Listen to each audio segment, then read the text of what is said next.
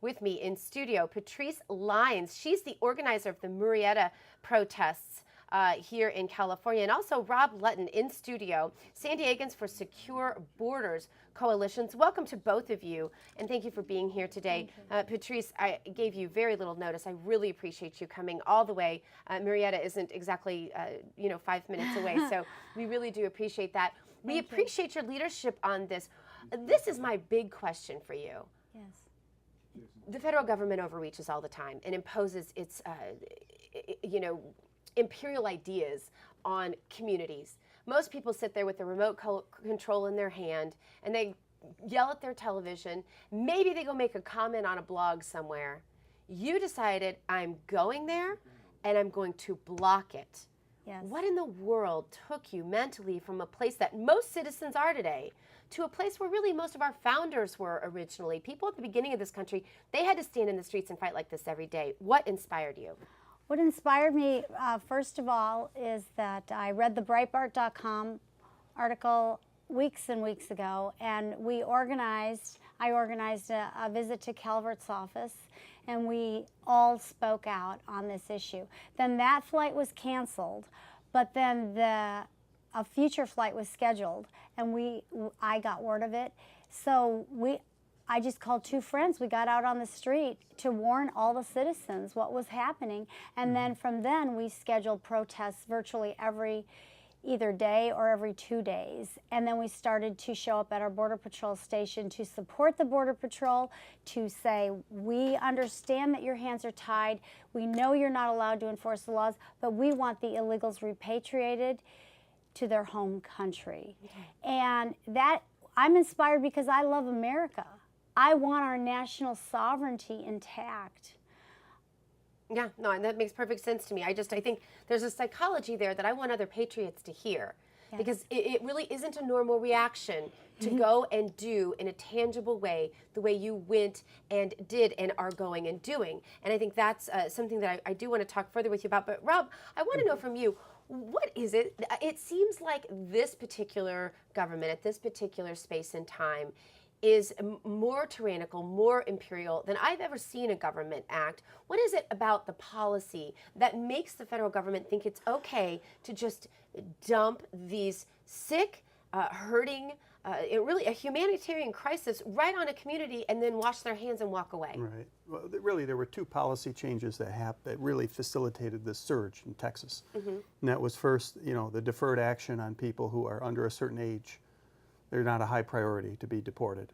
And that, got circulated down into these countries like Honduras.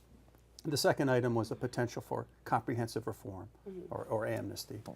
And so the human smugglers naturally were bringing people up in large numbers, telling them, even if you do not get citizenship, they're not going to deport you because of your age.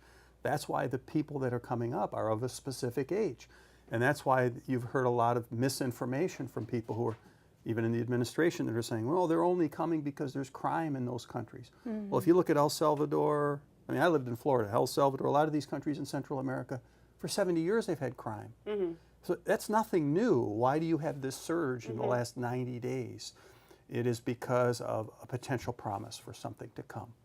And I don't think it's asylum. I think it's really more a case, don't you, of, I hate to say it, but free stuff for votes. I mean, isn't that really what this comes down to? They're talking about, welfare and our social system that provides a bunch of free stuff where we in the United States have the richest, quote unquote, for poor people. And by the way, the richest and fattest poor people, most well-fed in the entire world, hands down. So it's not that they're coming here because they're necessarily endangered, it's that they're coming here because they want free stuff from the U.S. taxpayers. Sure, and what we always say is that every country across the world should have a standard, a protocol for how people come into the country and how many. And quite frankly, we let too many people legally into the country. The economy's not growing at a fast enough rate to absorb. We allow more people legally into the country than any other nation in the world, and that doesn't even include temporary visas. Right. So, and then there are costs, like everyone's talking about the diseases, and that's an important topic. But if these students are allowed to stay, there's classroom overcrowding issues. There's potential here in California, because we're very liberal with public benefit programs, that they could get Cal grants to go to college. And these basically were people that broke the law. Now, And we have unemployed Americans. That's I'm right. sorry, I look at the homeless people lining right. the streets and I think, what are we doing bringing in more people to take jobs away from Californians or Americans who need them? Patrice, I want to go back to you for a moment because you're a nurse and you yourself have witnessed some of the diseases that they're bringing over. We've heard about the tuberculosis, but it is a treatment-resistant strain of tuberculosis. This isn't the TB that we're all vaccinated against. Tell us more about this disease threat. Well, there's regular TB and there's drug-resistant TB.